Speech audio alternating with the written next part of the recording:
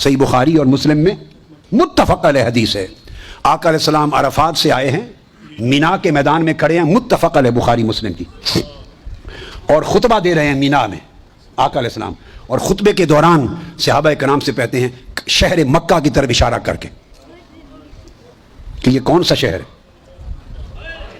شہر مکہ کی طرف اشارہ کر, یہ کون سا شہر ہے. صحابہ اب دیکھیے آج ہم کتنا گر گئے, مقام مصطفیٰ کی معرفت سے کتنا دور ہو گئے, ہمارے عقائد میں کتنی گرد آ گئی, اور ہم نے توحید کے نام پر کتنی جہالت جمع کر لی. مقام مصطفیٰ صحابہ کرام کے عقیدے سے سمجھو. آقا اشارہ فرما کے کہتے ہیں یہ کون سا شہر ہے. کیا صحابہ کرام 1.25 لاکھ صحابہ ہیں, حجت الوداع ہے, ان کو معلوم نہیں تھا کہ یہ مکہ ہے؟ بولیے, کسی ایک صحابی نے نہیں کہا یا رسول اللہ یہ مکہ ہے. یہ ہے صحابہ کا عقیدہ اور یہ ہے ادب. 1.25 لاکھ صحابہ سے پوچھ رہے ہیں یہ کون سا شہر, ایک نے جواب میں نہیں کہا یا رسول اللہ یہ مکہ ہے. جس میں جسارت نہ ہو وہ عقیدہ صحابہ کا عقیدہ ہوتا ہے. زبان چپ ہو گئی, جس میں نیرا ادب اور سکوت ہو وہ عقیدہ صحابہ کا ہوتا ہے, اس کو اہل سنت کا عقیدہ کہتے ہیں. صحابہ نے معلوم ہے کیا کہا, واللہ اعلم ورسولہ, ہے کعبہ سامنے, وہیں سے آئے ہیں, طواف کر کے آئے ہیں, 3 دن پہلے وہیں سے آئے ہیں, وہیں سے احرام باندھ کر آئے ہیں, وہیں سے احرام باندھ کر آئے ہیں. کہتے اللہ اور اس کا رسول بہتر جانتا ہے. کوئی جواب نہ دیا. پھر آقا علیہ السلام نے فرمایا یہ کون سا مہینہ ہے, حج کر رہے ہیں, حج. یہ میں اپنی طرف سے نہیں سنا رہا کوئی خبر, بخاری مسلم کی متفق علیہ حدیث ہے, اور کئی طرق سے بخاری مسلم نے کئی بار روایت کی ہے, متفق علیہ.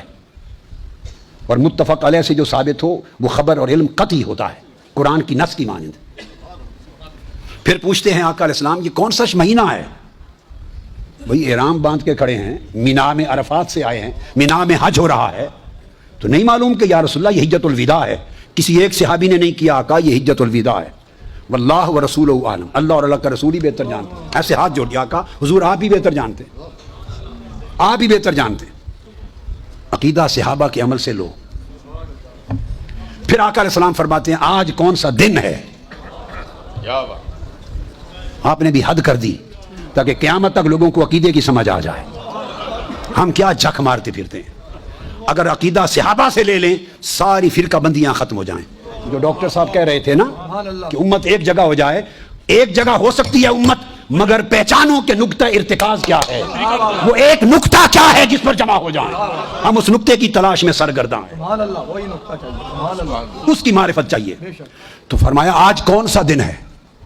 نہیں معلوم کہ مینا میں کھڑے ہیں, قربانی ہونے والی ہے, کل عرفات سے چلے رات مزدلفہ گزاری. ایک صحابی 1.25 لاکھ صحابہ میں سے نہیں کہتا یا رسول اللہ آج 10 ذی الحج ہے, کوئی نہیں کہتا. اللہ و رسول و علماء کا سنیا تو جاننا, سنیا سب کچھ تینوں پتہ ہے, سنیا سانو کچھ نہیں پتہ, تو جاننا. یہ آقا کا یہ صحابہ نے جو 23 برس تربیت فرمائی انہیں یہ عقیدہ عطا کیا. یہ بات ہو گئی. اب اس کے بعد یہی حدیث متفق علیہ دوسری روایت. پھر کسی نے ان سے پوچھا, یہ بخاری اور مسلم کی, یہ بھی متفق علیہ. کسی نے پوچھا کہ تمہیں پتا تھا کہ یہ مکہ ہے, تمہیں علم تھا کہ یہ ذی الحجہ ہے, تمہیں علم تھا کہ آج یہ یوم نحر ہے, اور تم بولے کیوں نہیں, بتایا کیوں نہیں. قربان جائیں صحابہ کرام کو, انہوں نے جواب دیا وہ سن لو. وہاں سے عقیدہ اہل سنت صحابہ سے اس طرح لیا گیا ہے. اسلام کا عقیدہ اس طرح آیا ہے. جو اس سے ہٹ کر جو کچھ ہے وہ بدعات اور خرافات ہیں, اور وہ دلالات ہیں. جو اس سے ہٹ کر وہ گمراہیاں ہیں. تو پوچھا آپ نے پتا تھا, کیوں جواب نہیں دیا. صحابہ کرام کہنے لگے خدا کی قسم پتا تھا یہ مکہ ہے.